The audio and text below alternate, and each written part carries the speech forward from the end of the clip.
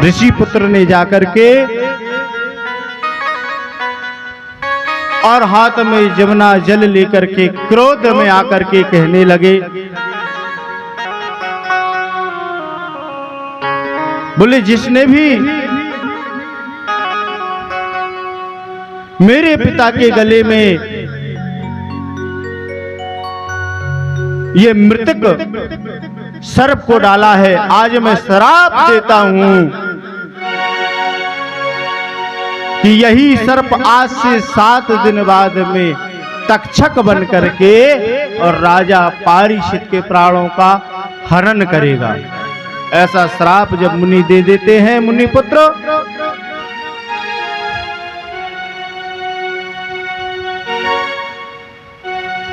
कुछ समय बाद में जोर जोर से विलाप करने लगे। समीक ऋषि ने धीरे धीरे अपने नेत्रों को खोला, अपने गले में से मरा हुआ सांप देख करके उसे हटा करके पुत्र से पूछा, बोले हे बेटा तुम क्यों रो रहे हो, तुम्हारा किसने अपमान किया? मुनि पुत्र मुनि से पुत्र ने सब हाल कह सुनाया। तब सांप के आयोग राजा को मैंने श्राप दे दिया है। बोले हे पिताजी, राजा परीक्षित ने तुम्हारे गले में जो मृतक पुत्र को डाला, मैंने क्रोध में आकर के और राजन को श्राप दे दिया है। समीक ऋषि बड़े चिंतित हुए और अपने पुत्र से कहने लगे, बोले हे पुत्र, तुमने ये अच्छा नहीं किया, क्योंकि क्रोध में आकर के कोई कदम नहीं उठाना चाहिए। ये वेद शास्त्र भी कहता है कि जब हम क्रोध हो तो पहले अपने क्रोध को शांत करें, विचारें, ऐसी बाड़ी बोलिए मन का आपा खोए, औरों को शीतल करें और आपा शीतल होए। क्रोध में लिया हुआ फैसला हमेशा गलत ही होता है, क्योंकि जब हम क्रोध के वशीभूत होते हैं तो अपनी विचार धारणाएं खो देते हैं। क्रोध में चिल्लाता है ना, जोर जोर से व्यक्ति चिल्लाता है। जम से जब लड़ाई होती तो आराम से होती ना। ये बताओ, जब हम लड़ाई करते हैं तो आराम से करते हैं तो धीरे से करते हैं?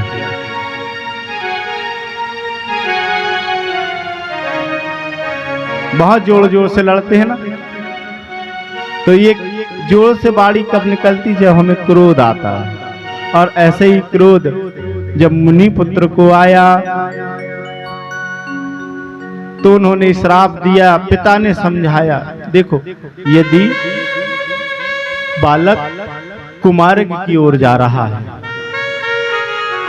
कुछ गलती होती है, तो माता पिता का क्या है, धर्म है।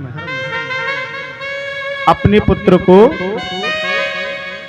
समझाने का दायित्व किसका है? माता का। हमने कल बताया था ना, पिता का, कि सबसे बड़े गुरु भी आप हैं और सबसे बड़ी शत्रु भी आप ही हैं। उन्होंने समझाया, बोले बेटा देखो, वो हमारा प्रतिपाल करने वाले राजन हैं, वो हमारा प्रतिपाल करते हैं। कैसा प्रतिपाल करते हैं?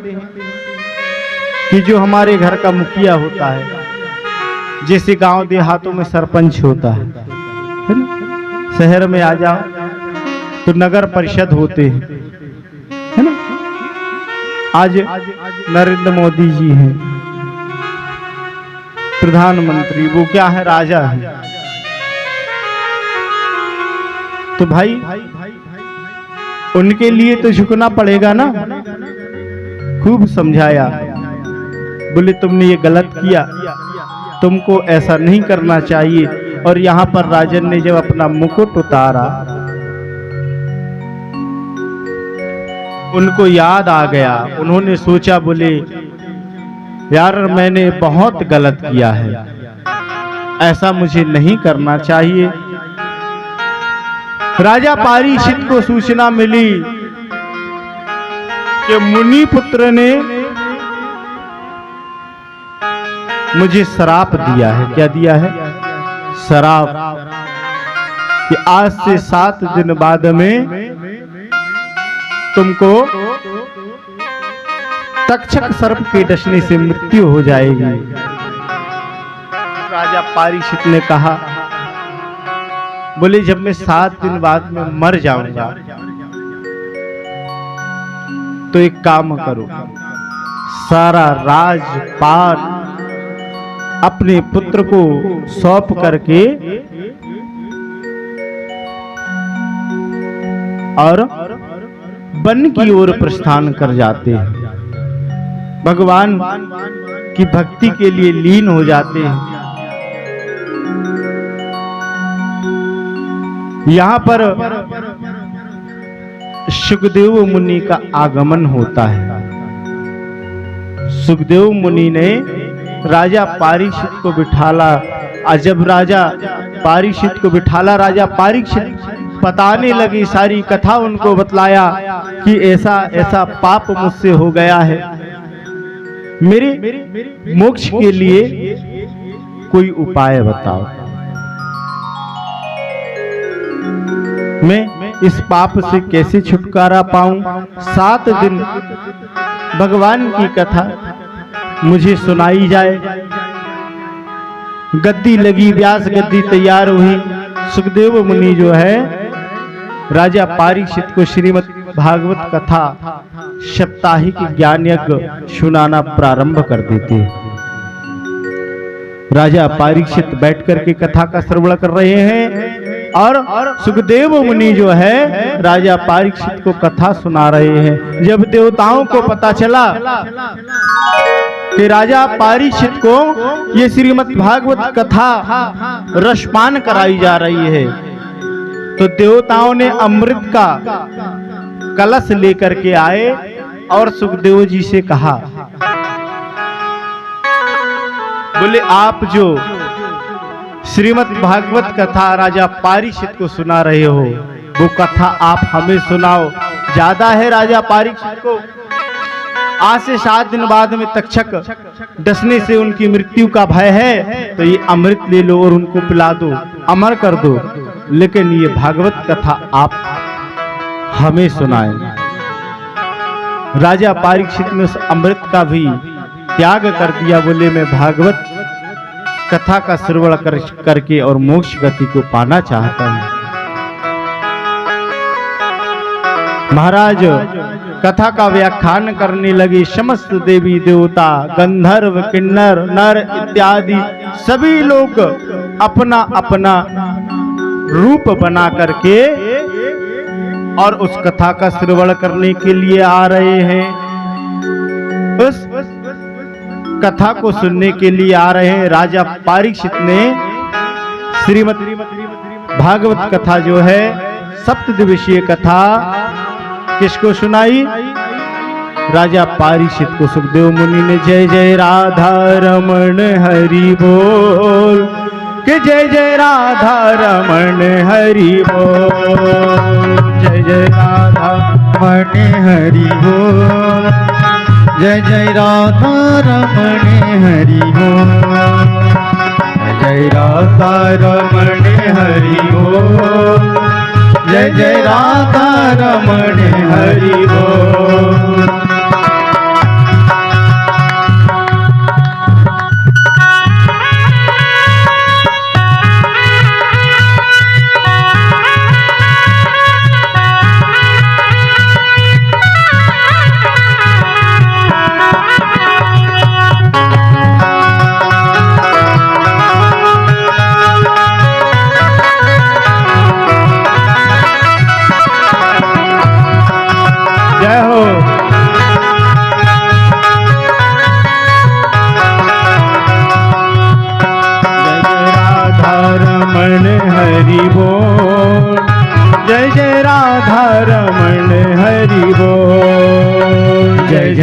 राधा रमण हरि बोल, जय जय राधा रमण हरि बोल, जय जय राधा रमण हरि बोल, जय जय राधा रमण हरि बोल।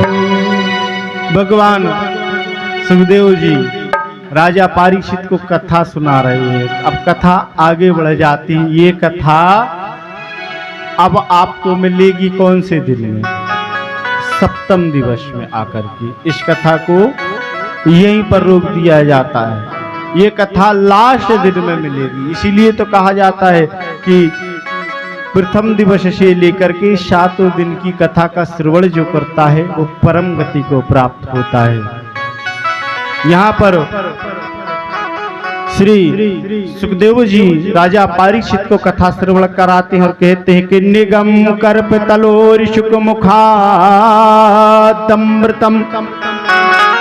हे राजा परीक्षित, ये जो श्रीमद् भागवत कथा है ये एक कल्प वृक्ष की नाई है।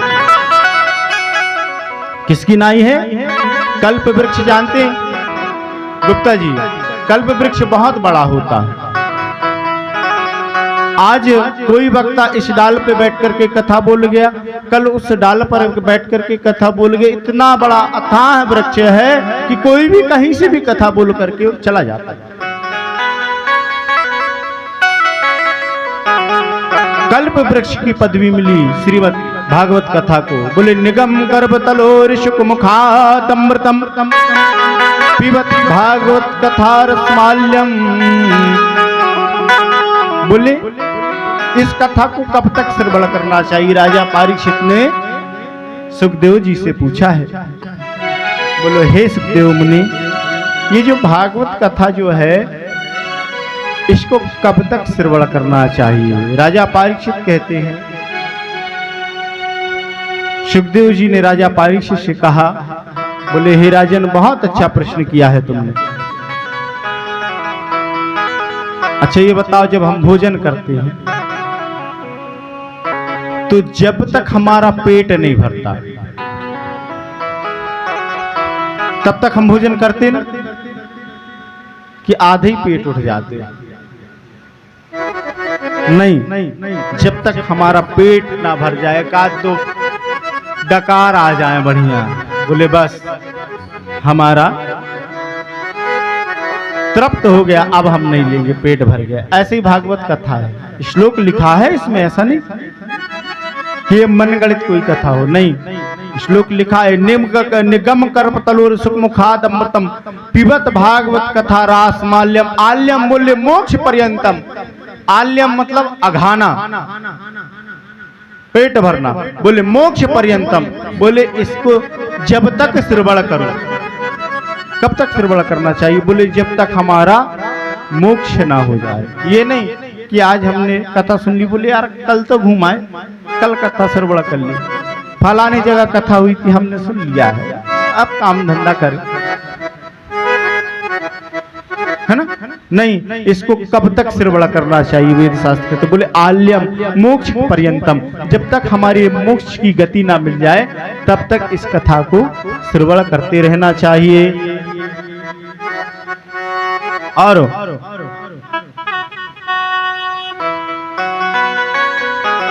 मोक्ष की गति तक भगवान की कथा का श्रवण करें। यहाँ सूत जी महाराज कहते हैं, बोले हे ऋषिवर, ये कथा ऐसे नहीं बनी है, ये भूरे को भगवान मिलते हैं। किसको मिलते हैं?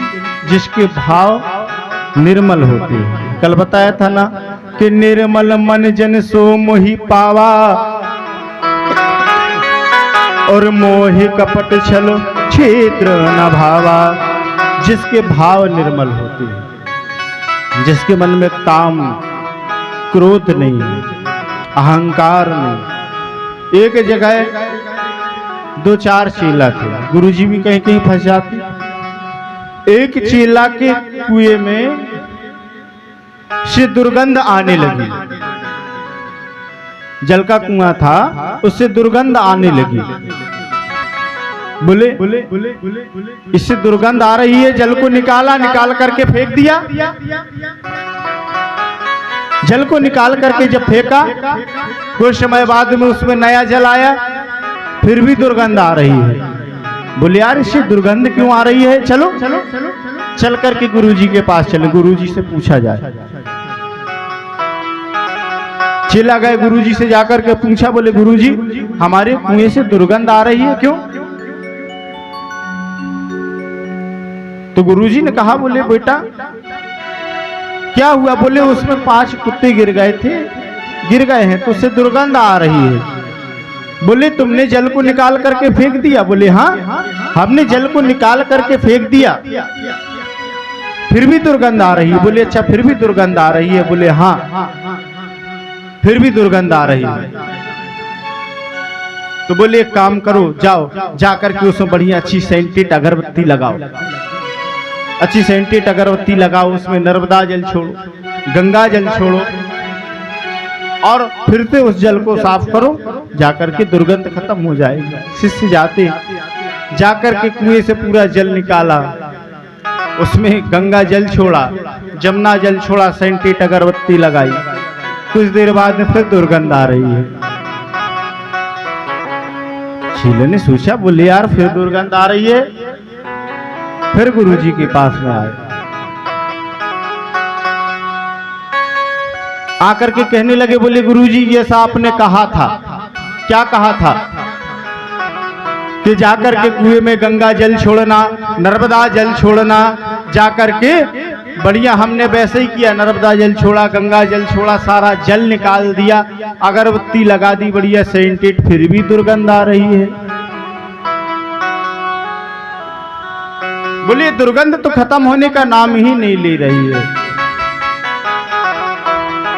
पीछे से गुरु मां निकल करके आती हैं और उन्होंने कहा, बोले बेटा ये तो बताओ,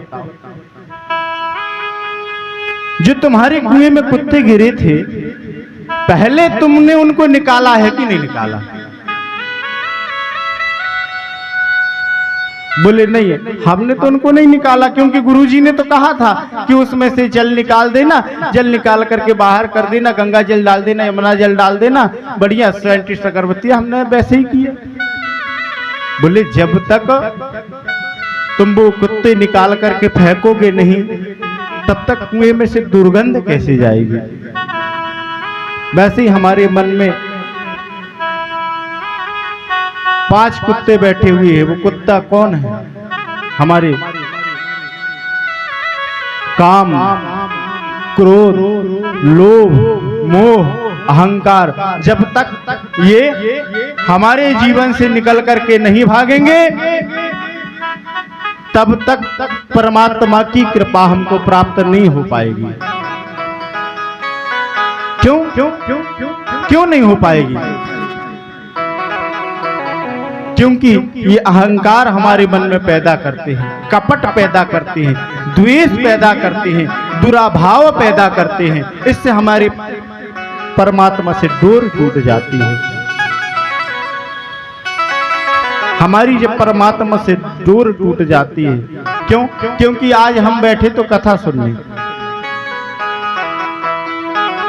लेकिन मन में विचार आया, बोले हम घर से निकले थे,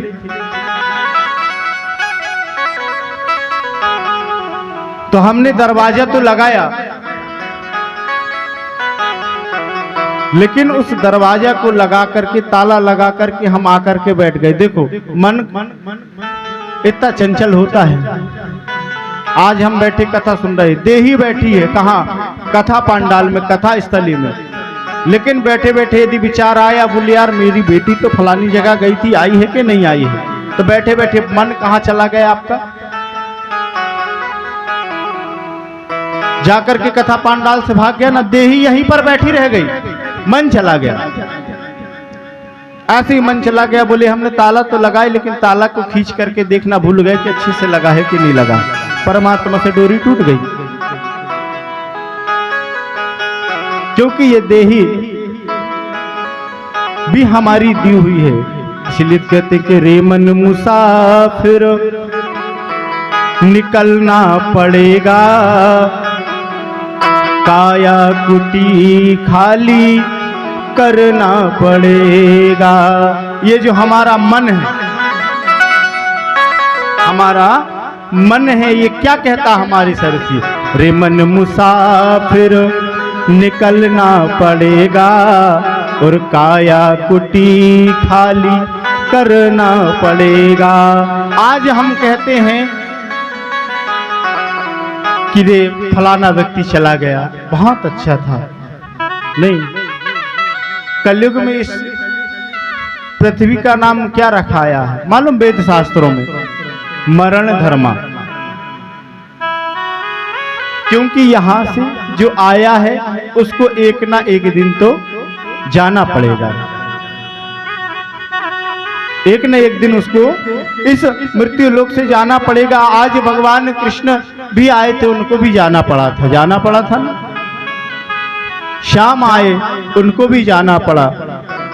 मतलब इस पृथ्वी पर जो अवतार धारण लेगा उसको एक ना एक दिन जाना पड़ेगा। बस फर्क इतना है कि आत्मा अमर है, ये आत्मा अमर है। बस फर्क ये पड़ जाता है, जैसे हम कपड़े पहनते हैं वो पुराने हो जाते हैं, हमारे कपड़े पुराने हो जाते हैं, फट जाते हैं, हम उनको बदल देते हैं कि नहीं बदलते? नए कपड़े लेकर के आ जाते हैं। जब नए कपड़े लेकर के आते हैं तो नए वस्त्र पहनते हैं, वो पुराने हो गए, उनको निकाल करके फेंक दिया, अलग कर दिया। ऐसी हमारा मन है, आत्मा है। जो देही बुजुर्ग हो गई, पुरानी हो गई, उसको बदल करके और नई देही नए वस्त्र में प्रवेश हो जाता है। बस निकलते समय भगवान को स्मरण करो, वर्णन करो। क्यों? क्योंकि अंत समय में भगवान ही साथ देने वाला है। भगवान परमात्मा ही हमको साथ देने वाला, मोक्ष गति को प्रदान करने वाला। लेकिन भगवान को पाएंगे कैसे? भगवान को आप पाओगे कैसे? भगवान को केवल भाव प्यारे। क्यों? क्योंकि प्रभु प्रताप रूप दिन राती और नहीं चाहिए उन्हें कछु दिया घृत बाती। प्रभु को कुछ नहीं चाहिए, ना उनको तुम्हारे मेवा से मतलब, ना तुम्हारे पकवान से मतलब, कुछ नहीं। आज ये बताओ, हम भगवान को ये नारियल चाहें तो भगवान नारियल लेने आए क्या? हम आपसे ही पूछते हैं, भगवान नारियल लेने आए क्या? नहीं आए ना। किसी ने देखा क्या करके भगवान और नारियल ले गए, या हमने फलाना काम किया? नहीं। यहाँ पर भगवान कहते हैं कि मुझे क्या चाहिए। जो हम नारियल में हमारी श्रद्धा मिलाते हैं, क्या मिलाते हैं? श्रद्धा। कि आज हम भगवान को भोग लगा रहे हैं, पकवान चढ़ा रहे हैं, मीठा चढ़ा रहे हैं, भगवान को 56 भोग लगा रहे हैं, तो भगवान हमारे पाएंगे। भगवान केवल खुशबू लेकर के तृप्त होते। आज जो अपन हवन करते हैं वो भगवान को मिलता है। अच्छा, आज ये बताओ, हवन में स्वाहा क्यों बोला जाता है? भाई गुरुजी हमारे मंत्र बोलते, बढ़िया मंत्र बोले, और लास्ट में बोलते जब छोड़ते समय स्वाहा। भगवान को तो चीजों से तो भोजन मिलता है। कौन सी दो चीजों से भगवान को भोजन मिलता है? एक तो अग्नि में जो अपन हवन करते स्वाहा कह करके, और दूसरा ब्राह्मणों से आहा। भगवान यदि तुमने किसी ब्राह्मण को भोजन कराया वो तृप्त हो जाता है तो समझ लेना भगवान ने पा गया। ब्राह्मणों को तृप्त करने का केवल एक ही उपाय है, भोजन। उनको भोजन कराएं, उनकी आत्मा तृप्त होती, परमात्मा अपने आप तृप्त हो जाता है। और रही बात, हमने अभी आपसे बताया, आपने ध्यान नहीं दिया कि हवन पूजन करते समय में स्वाहा क्यों बोला जाता है? स्वाहा इसलिए बोला जाता है कि वेद शास्त्रों में बताया है कि देव कार्य करते समय दोनों होना चाहिए, जोड़ा से। जोड़ा से पति पत्नी बैठ करके कथा सुने, पति पत्नी बैठ करके पूजन करते हैं ना, उसका पुण्य कुछ और मिलता है। तो ऐसे अग्नि देव की पत्नी का नाम है स्वाहा। किसकी पत्नी का? अग्निदेव की पत्नी का नाम है स्वाहा। अग्निदेव को तो हम प्रज्वलित करके बुला लेते हैं ना, अग्नि जलाते हैं तो अग्निदेव आ जाते हैं, लेकिन स्वाहा का तो कोई स्थान नहीं रहता है। इसलिए हम मंत्र बोलते समय अंतिम चरण में मन से स्मरण करते हैं, अग्निदेव महाराज आज हम भगवान गणेश के लिए ये जो भोग चाह रहे हैं, ये आप अपनी पत्नी स्वाहा देवी के साथ मिलकर के दोनों ले जा करके और ये हमारी आहुति भगवान तक पहुंचाए। मतलब अग्निदेव की पत्नी का नाम है स्वाहा, इसलिए स्वाहा बोला जाता है। तो दोनों मिलकर के और आप जो है भगवान तक ये हमारी आहुति पहुंचाएं। और जब हम हवन करते हैं ना तो ध्यान रखना, हवन में अग्नि अच्छी होना चाहिए, हवन पूरा जलना चाहिए। जब पूरा हवन जल जाए तभी हमारी लिए भगवान जो है श्रवण करते हैं। क्योंकि हमने अभी जो पीछे अपन रुके हुए थे, आए आकर के पीछे चलते हैं कि निगम कर्प तलोर शुक मुखादमृतम पिबत भागवत कथा रसमाल्य माल्यम मोक्ष पर्यंतम। नहीं तो ये कथा यहीं रुक जाएगी। इस कथा को अपन आगे बढ़ाते, बोले भागवत कथा कब तक श्रवण करें? बोले जब तक मोक्ष हमको प्राप्त ना हो तब तक इस कथा का श्रवण करें। हमारे मन में विचार आता है, बोले यार आज तो हमने कथा सुन लिया, कल सुन करके क्या करें? नहीं, इसको नित्य प्रति सुनना चाहिए। नित्य प्रति इस कथा का जो है श्रवण करना चाहिए। यहाँ पर सूत जी महाराज वर्णन करते हुए चले जा रहे हैं। एक बार भगवान शंकर और माता पार्वती, देखो ये श्रीमद् भागवत की बात है, जस मर्यादा जगत की बांध दीन करतार। माता पार्वती और भगवान शंकर दोनों भ्रमण करने के लिए चले। आगे ब्रह्मपुत्र 4 भाई सनत कुमार खड़े हुए थे।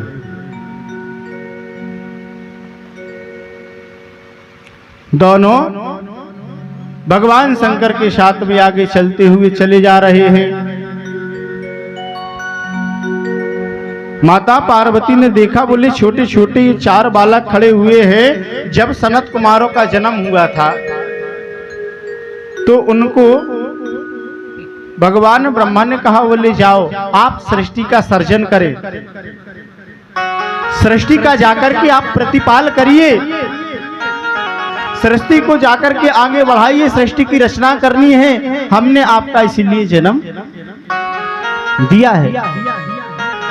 सनत कुमारों ने मृत्यु लोक में आने से मना कर दिया, बोले नहीं हम वहां चले जाएंगे तो हमें जो है भगवान की भक्ति में रुकावट आएगी। बोले मृत्यु लोक बहुत खराब है, हम तो नहीं जाना चाहेंगे। तब ब्रह्मा जी से सनत कुमारों ने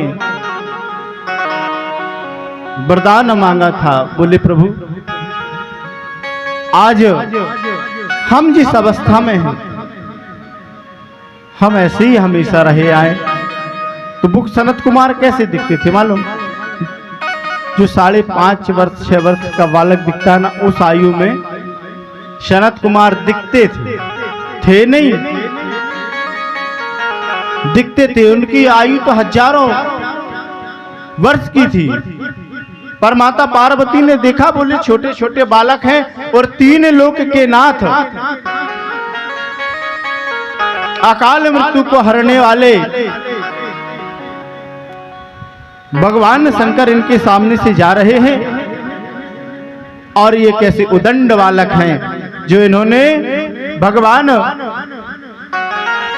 को देख करके ना नमस्कार किया और ना प्रणाम किया। ये कैसे उदंड बालक है।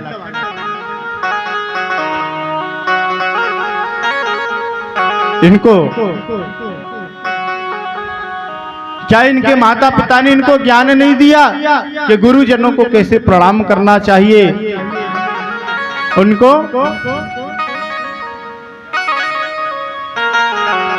आदर सत्कार करना चाहिए। बड़े उदंड हैं, ऐसा कह करके विचार करने लगी। माता ने श्राप दे दिया, बोले जाओ, जैसे तुम खड़े हो ऊंट की नाई, मैं तुमको श्राप देती हूं कि तुम ऊंट ही बन जाओ।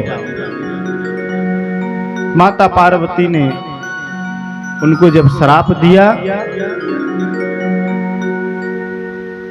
भगवान शंकर मां पार्वती उमा सहित कैलाश पर्वत पर आए। भगवान शंकर ने कहा, बोले देवी आपने अच्छा नहीं किया। बोले क्यों स्वामी, क्या हुआ, क्या मैंने अच्छा नहीं किया?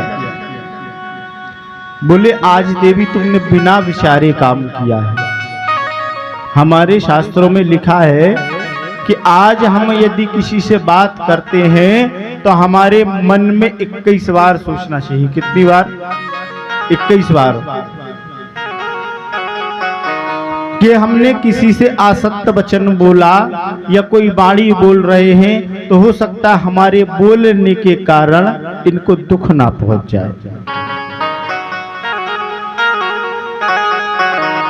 और हमारे बोलने से यदि इनको दुख पहुंचा तो इसका पाप हमें लगेगा। ये विचार मन में करना चाहिए। आज हम किसी से बात करें कि माता जी आप कहाँ जा रही हैं, तो ये बोलने से पहले हम अपने मन में विचार कर ले। आज माँ उमा ने विचार नहीं किया, डायरेक्ट उनको श्राप दे दिया। उनके विषय में जाना नहीं, समझा नहीं। भगवान शंकर कहने लगे, बोले उमा तुमने जल्दबाजी कर दिया। बोले जिनको आपने श्राप दिया है वो तुम आयु में मुझसे भी बड़े हैं,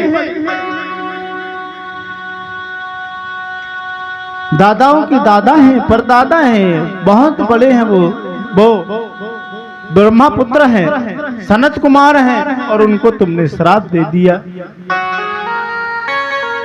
माता उमा कहने लगी, बोले स्वामी अब हमें क्या मालूम कि वो हमारे जेठ जी लगते हैं। बोले चलो चल करके और क्षमा याचना कर लिया जाए, उनसे प्रार्थना कर लिया जाए, अपनी गलती की क्षमा मांग लिया जाए। बोले चलो जाते हैं। जाकर के देखा तो चारों भाई ऊंट बने हुए हैं। सनत कुमारों का काम क्या था आपको मालूम है? उनका केवल एक ही काम था। 4 भाई में से एक भाई व्यासपीठ पर बैठ करके कथा सुनाता था और 3 बैठ करके सुनते थे। तीनों सुन करके कंप्लीट होते, फिर दूसरा आकर के बैठता, फिर उन 3 को सुनाता था। केवल भगवान नाम संकीर्तन, भगवान का स्मरण करना उनकी दिनचर्या बन गई थी। आज ऊंट की योनि में भी बढ़िया पत्ते खाते जा रहे हैं और एक भाई कथा सुनाता जा रहा है, 3 सुनते जा रहे हैं। भगवान शंकर ने कहा, बोले देखा उमा,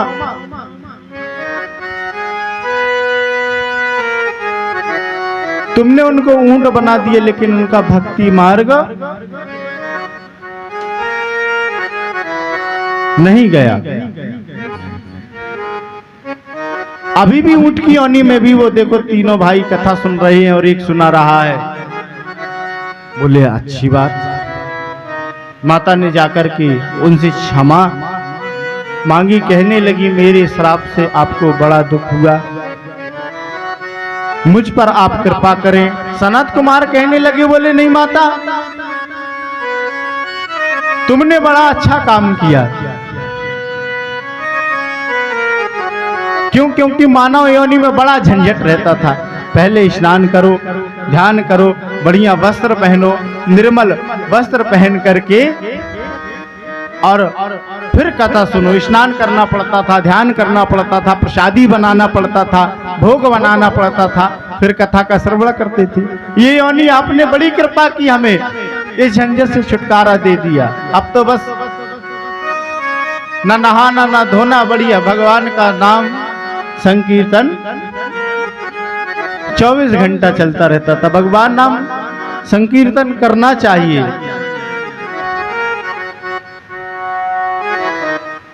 क्यों? क्योंकि श्याम नाम रस बरसे रे मनवा, श्याम नाम रस बरसे रे मनवा, श्याम नाम रस बरसे।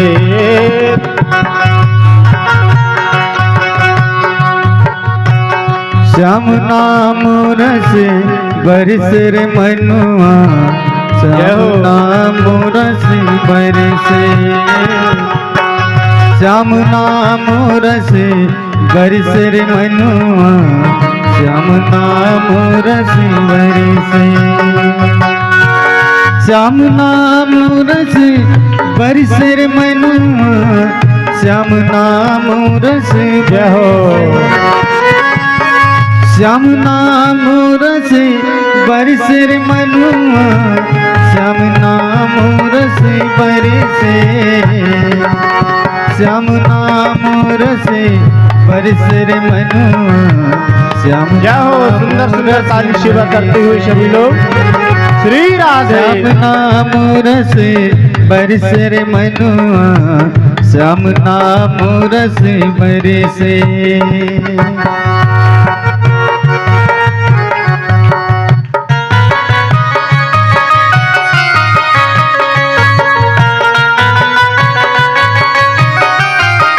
जय हो।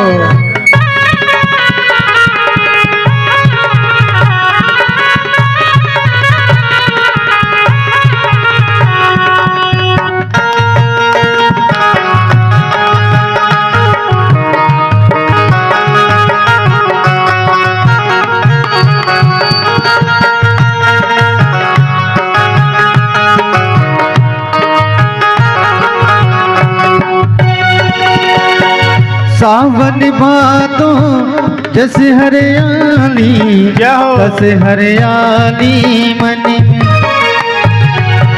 सावन भादों जैसे हरियाली, तैसे हरियाली मन में, जैसे बसंती में फुलवा खिलते, तैसे फुलवारी मन में, निरख नहीं रखे प्रभु श्याम छवि को, निरख नहीं रखे प्रभु श्याम छवि को, मनुआ मोरा हरि से, श्याम नाम रस बरसे मनुआ, श्याम नाम रस बरसे, श्याम नाम रस बरसे मनुआ, श्याम नाम रस बरसे।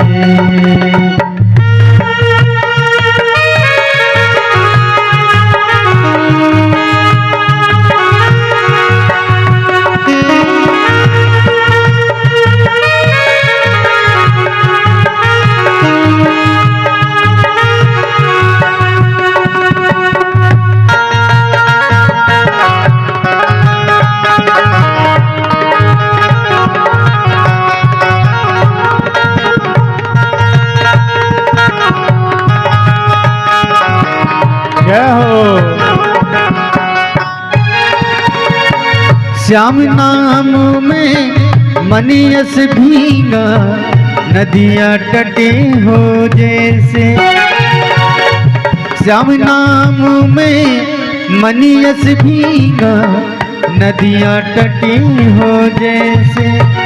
श्याम बिना जी बन है सो जल बिन मीने हो जैसे। दास नारायण प्रभु चरणों को, दास नारायण प्रभु चरणों को बार बार मन तरसे। श्याम नाम रस बरस रे मनवा, श्याम नाम रस बरसे। श्याम नाम रस बरस रे मनवा, श्याम नाम रस बरसे। श्याम नाम रस बरसे, श्याम नाम रस बरसे। होली वृंदावन बिहारी लाल की जय हो, राधे रानी सरकार की जय हो। नारायणं भगवान् यस्य साधुः